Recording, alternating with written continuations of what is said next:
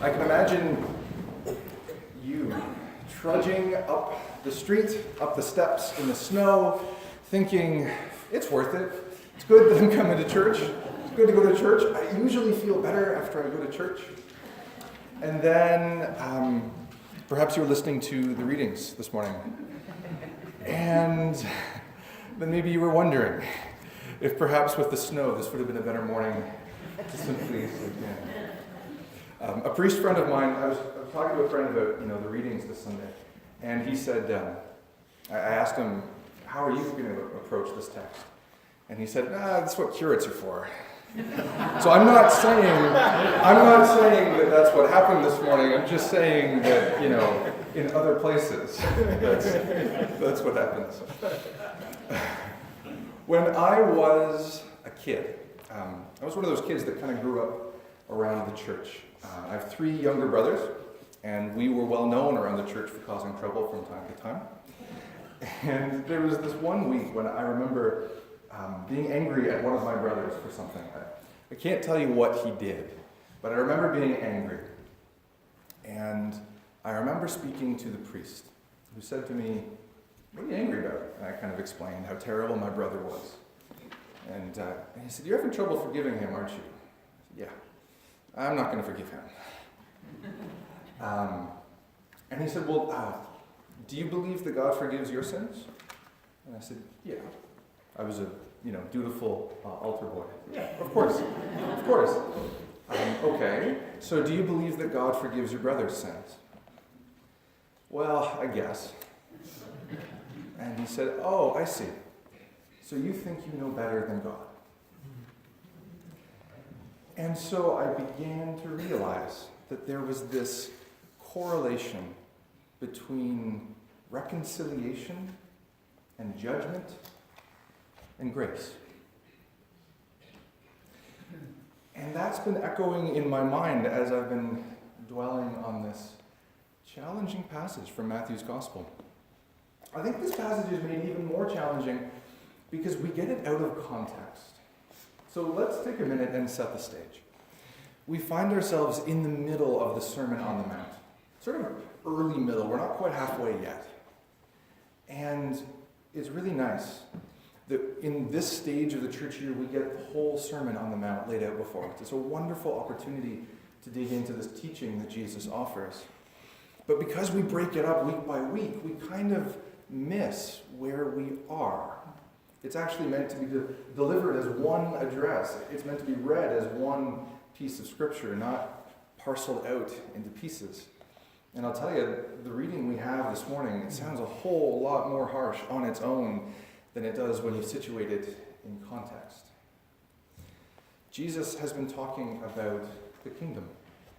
Jesus has been talking about what it means to be a citizen of this kingdom, this topsy-turvy place where the meek are blessed, where if you are persecuted for righteousness' sake, you are actually blessed, where the merciful find mercy. So we're on the mountainside, and if you are a faithful Jew, you're immediately thinking of Sinai and Moses. You're thinking of the giving of the law. But notwithstanding how legalistic the reading from this morning sounds, Jesus doesn't offer new law. Jesus instead presents himself as the fulfillment of the law.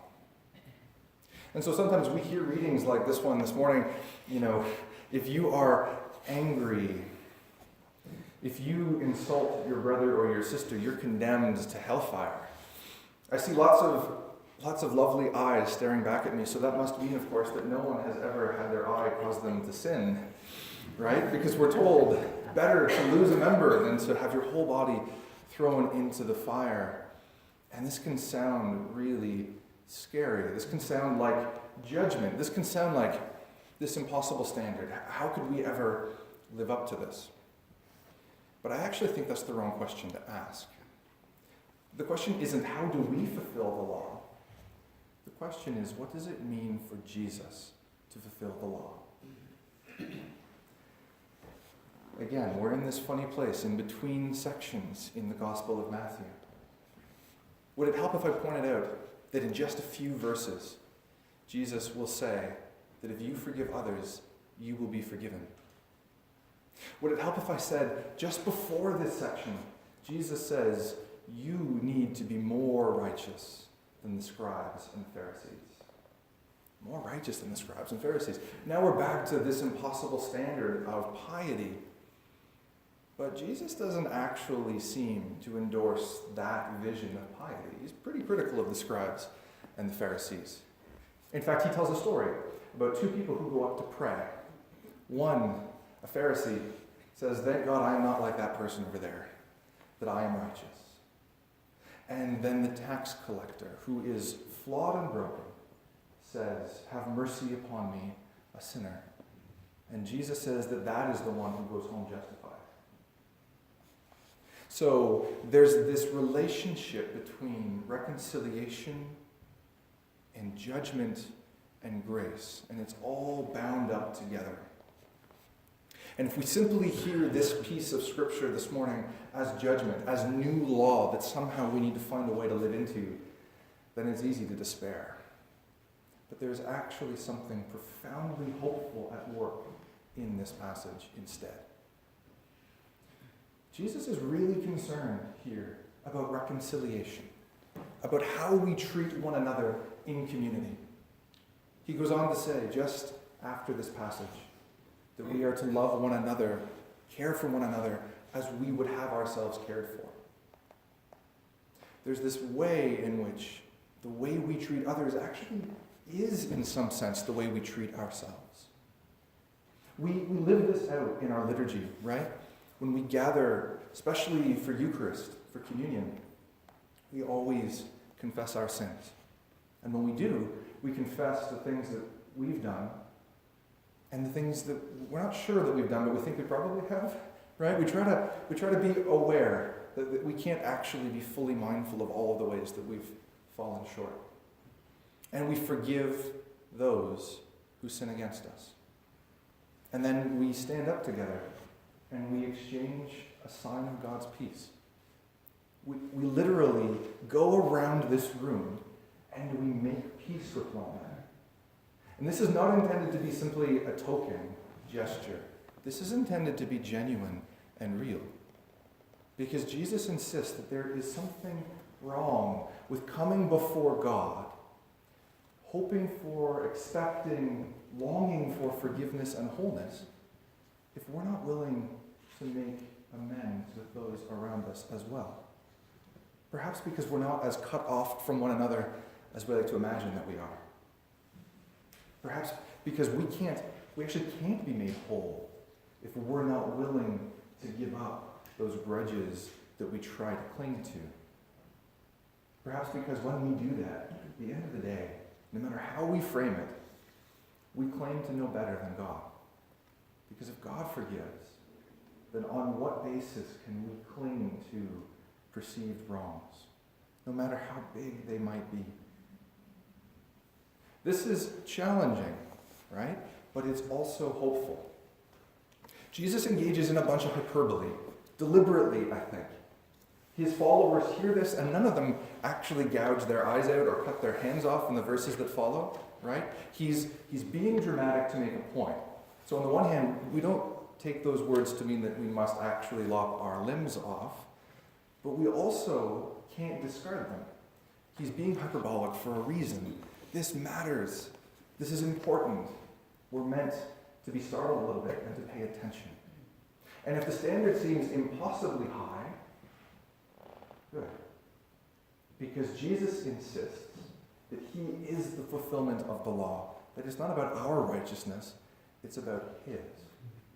If you want the law, if what you want, like the scribes and the Pharisees, is to have a detailed list of the things that you must do so that you can be assured of your own righteousness, then Jesus says, be careful, because it's not just the letter of the law, it's also the spirit of the law. Maybe you didn't commit murder, but in your heart, you're not that far away from it. You think that's better? Maybe you didn't commit adultery, but if all you do is lust, you think that's better? There's this way in which if you want to live by the law, then that's what you're stuck with. If you think you're good enough on your own, if you think that you're capable of actually getting it all right all of the time, that's what it looks like when the Pharisee goes to the temple to pray and says, thank God I'm not like those other people. I've got it together. Jesus wants us to push past that, to get to a place where we say, that standard seems impossibly high. I can't live up to it.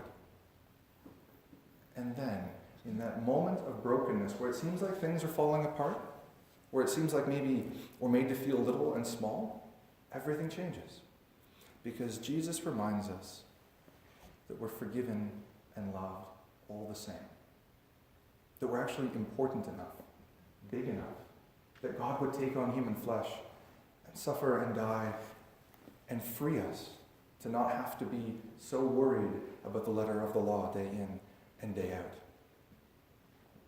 There's this phrase you've probably heard, by grace alone. This essentially is what that means.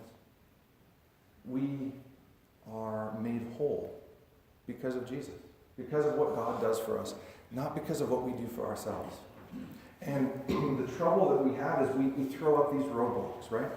We imagine that we can get ourselves there. We can be righteous. We haven't done that many things that are wrong, really, in the grand scheme of things. Never killed anybody. Or we imagine that even if we're not perfect, there are others who are worse than us, who maybe we don't need to forgive. And we can shake hands at church on Sunday, and we can maybe aspire to forgive someday. We don't need to work at it, because we're already okay, right? No, because Jesus points out here that there's this correlation between reconciliation and judgment and grace. The striking thing about what we heard in the book of Deuteronomy, life and death, again, it can sound like judgment, but I think it's actually different. The striking thing is, it's like there's just this fact. There's this way in the world. We can choose the way of life, the way that God intends for us, or we can choose something destructive. And it's not judgment in the sense that God is hurling lightning bolts at us. It's judgment in the sense that our actions, our choices, the way we treat each other, they have consequences. They have consequences that are just built into the way the world is. It's not vengeance on the part of God. It's just the consequence of free will. And so judgment looks less like judgment and more like options. Do we choose the way of life? Do we try to live into the life that God created for us? Do we accept the grace freely offered in Jesus and try to fashion our life after Him? Or do we go off on our own and say, we're enough. I don't need to forgive that person. I'm not that bad. The thing is, being not that bad isn't good enough because we're actually extraordinary. We're beloved children of God, so precious in the sight of God that He suffers and dies for us. This is the good news of the gospel, broken down into granular form, that no matter how bad things get, no matter how icky readings like this morning's can make us feel, no matter how impossible the standard might seem that we are called to, we are loved and forgiven all the same. The question is not, are we righteous enough? It's, are we humble enough? The question is not, do we fulfill the law? But what does it mean for Jesus to fulfill the law? Because this, my friends, is the good news. Jesus fulfills the law. And He says, come and abide in me, and I will abide in you. In our baptisms, we have been bound into Jesus. We have been marked and claimed and held and loved. And we don't need to worry about being adequate anymore. We're freed up to simply accept the grace that is given and know that we can forgive just as we are forgiven, because all is going to be okay. It's all grace. At the end of the day, past the judgment, past the calls on our life, past the things that we feel that we should be doing, past the things that we're not sure we're big enough to do, it's all grace. And for that, thanks be to God.